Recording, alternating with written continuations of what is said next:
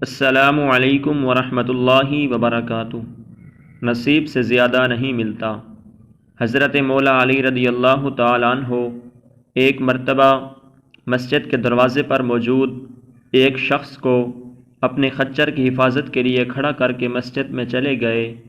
اس نے خچر کو وہیں چھوڑا اور لگام اتار کر چلتا بنا تو آپ رضی اللہ تعالیٰ عنہ نے نماز سے فراغت کے بعد خچر کی حفاظت کے بدلے اسے 2 درہم دینے کے لیے جب باہر تشریف لائے تو دیکھا کہ خچر تو وہیں کھڑا تھا مگر لگام غائب تھی، تو آپ سوار ہو کر گھر آئے اور غلام کو 2 درہم دے کر لگام خریدنے کے لیے بھیجا۔ غلام اتفاق سے بازار سے وہی لگام خرید لایا جسے چور نے 2 درہم میں فروخت کیا تھا۔